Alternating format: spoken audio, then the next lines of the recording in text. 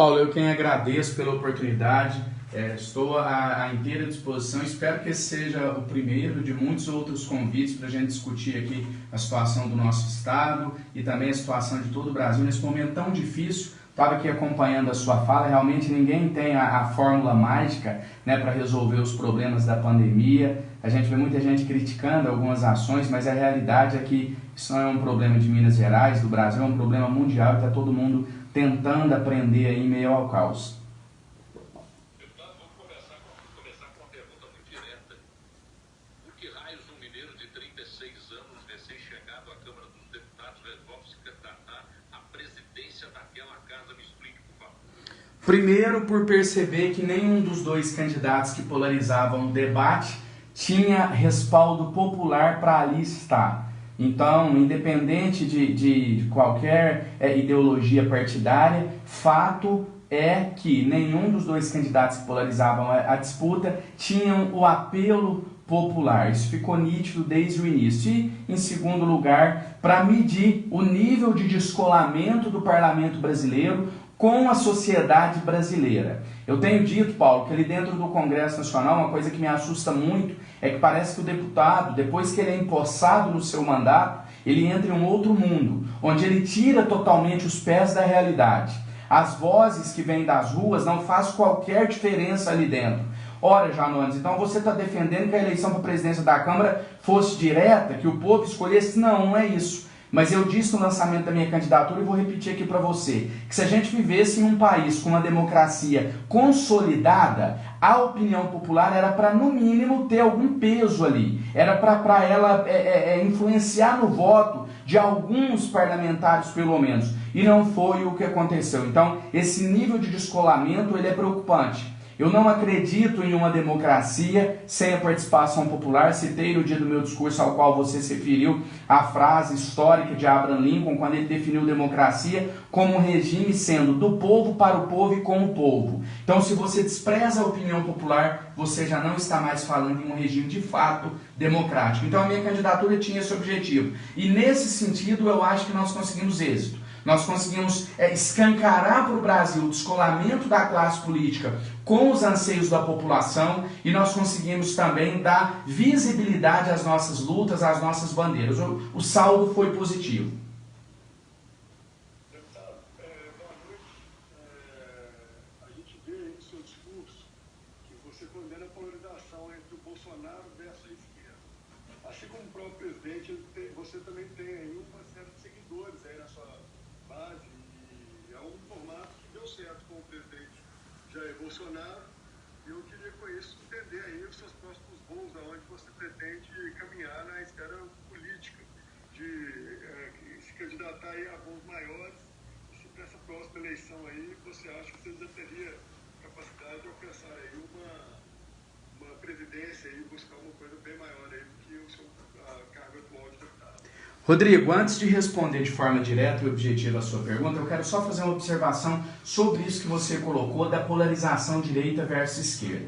A gente não pode ser hipócrita que o debate ideológico, ele cabe, ele é salutar e ele deve existir em qualquer regime democrático. Então, o debate ideológico, ele faz parte da natureza da democracia. O que já está superado é essa polarização, onde se tenta incluir a população em uma luta que não é delas, em uma briga que não é aquilo que a população quer e deve participar. Vamos dar um exemplo claro do que eu estou querendo dizer. Nós estamos agora passando por uma pandemia onde o maior problema, depois das mortes pelo coronavírus, é a situação econômica do país. E eu tenho dito isso várias vezes, que a fome no nosso país está voltando como ela foi em meados dos anos 90, de uma maneira muito grave, muito preocupante. Eu não sou deputado de gabinete, eu fico nas ruas, eu ouço as pessoas, tenho viajado, agora devo intensificar uma agenda de viagens pelo país, e a gente tem mostrado, até uma emissora de TV mostrou isso recentemente em uma reportagem também, que a fome tem voltado, nunca deixou de ser um problema, mas voltou a ser um problema, eu diria que mais grave no nosso país, com mais destaque.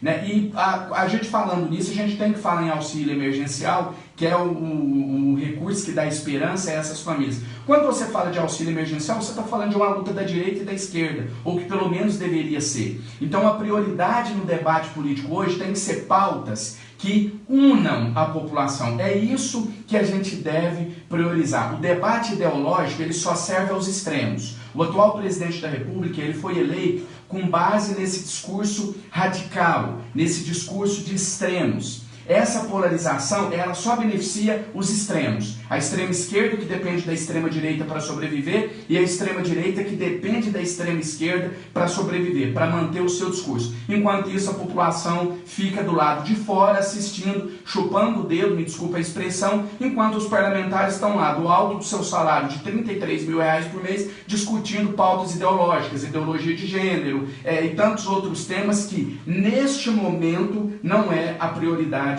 para o nosso país, para o nosso povo. Em relação aos meus projetos para 2022, eu te confesso sem nenhum tipo de ironia, nem querendo fugindo do debate, não é ficar em cima do muro, mas eu acho que seria até desrespeitoso com o meu eleitor eu fazer política nesse momento. Vou pensar em 2022, no final do ano eu começo a pensar sobre o próximo passo. A única coisa que eu já tenho como definida é que eu não vou sair da vida pública, vou me candidatar novamente nas eleições do ano que vem. Agora, tenho total consciência do meu lugar, sou um deputado de primeiro mandato, tenho os pés no chão, mas ao mesmo tempo não descarto disputar nenhum cargo eletivo. Quem vai dizer isso são as vozes das ruas, as pesquisas de intenções de voto é que vão determinar a que eu vou me candidatar nas próximas eleições.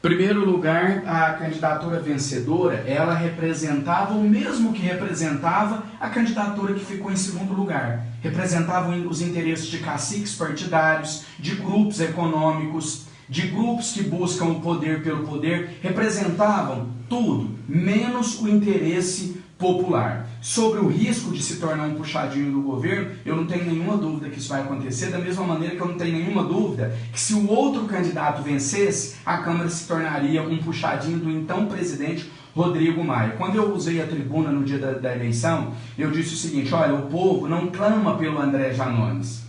Eu não vou aqui ser narcisista e dizer que as pessoas estão gritando na rua para que o André Janones seja o presidente da Câmara.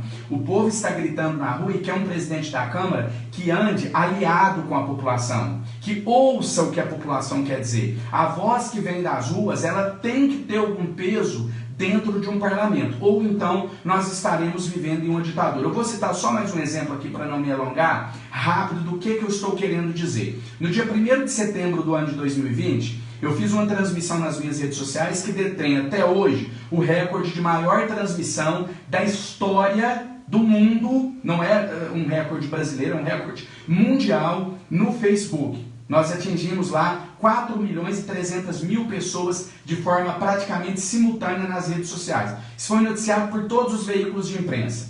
Essa transmissão, ela tratava sobre um assunto. Muita gente divulgou esses números, mas poucas pessoas divulgaram o que eu falava nessa live.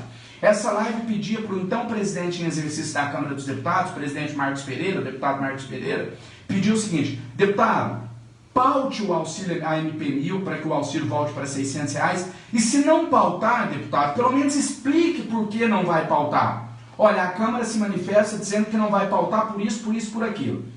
Lucas, eu participei de toda aquela sessão que durou cerca de 3 horas. Mais de 50 deputados usaram da palavra. Ninguém sequer tocou nesse assunto.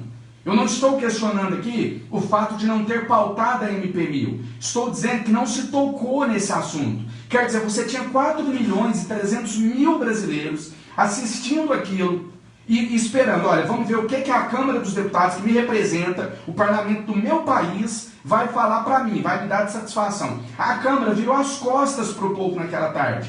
É isso que essas candidaturas que foram colocadas representam. Elas representam o fortalecimento do corporativismo lá dentro. São candidaturas que buscam melhorias e propostas para os deputados e não para a população. E só para finalizar, você pode dizer o seguinte, André, mas era uma eleição indireta. Lá vocês estavam como eleitores, o candidato tinha que fazer propostas, é para vocês. Discordo. Não, eu vi muitos candidatos à presidência da Câmara dizendo o seguinte, o voto tem que ser secreto mesmo, porque o eleitor tem direito e ali a gente está eleitor. Ali nós não estamos eleitores, porque ali nós agimos por procuração, uma procuração chamada mandato. Ali o meu voto não é meu, ele é dos 180 mil mineiros que eu represento. E assim de todos os 513 deputados. É diferente do cidadão que vai lá exercer o direito de voto dele.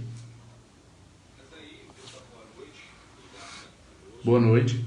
Nesse caso, partindo da premissa do que o senhor acabou de dizer, que eu acho que é muito justo, quer dizer que eu concordo plenamente com o que o senhor está dizendo, mas eu quero saber se o senhor concorda comigo que então talvez o remédio para a Câmara seja simplesmente abolir-se as eleições secretas na Câmara dos Deputados. Os deputados, como estão lá representando o povo, deveriam votar aberto em todas as pautas que são colocadas, certo?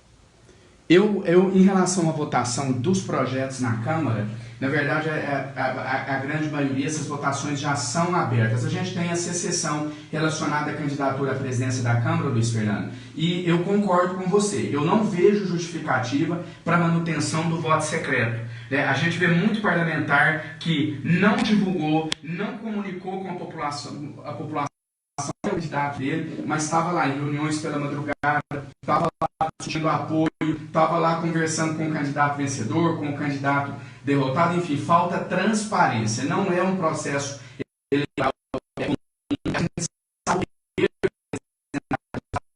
que vai para a pauta. Muita gente me questiona, André, então apresenta um projeto para isso, apresenta um projeto para aquilo. Eu devo estar entre um dos deputados que mais apresentou projeto na nossa bancada.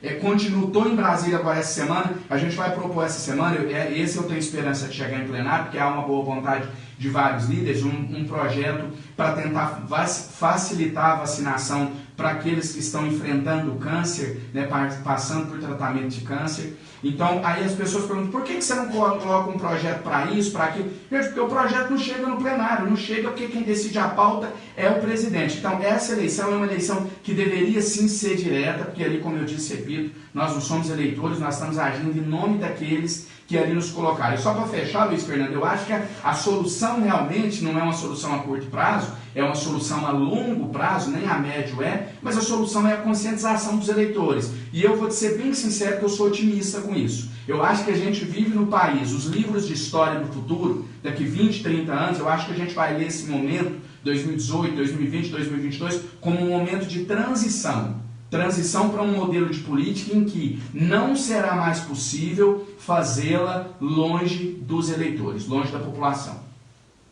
Deputado, eu tenho mais um minuto e uma pergunta que vale $1 milhão.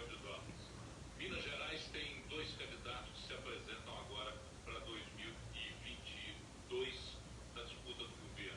Os mais cotados são o atual governador Romeu Zema e o prefeito da capital, Alexandre Calil. Em um minuto, de qual dos dois o senhor tem a maior atenção? A quem o senhor daria a maior atenção? Isso tudo depende de um processo, é preciso conversas, é preciso se analisar as propostas para Minas Gerais, mas para não ficar em cima do muro, sendo direto e reto com o pouco tempo que você tem, hoje eu me aliaria, eu dedicaria o meu apoio entre esses dois candidatos ao prefeito de Belo Horizonte, Alexandre Calil.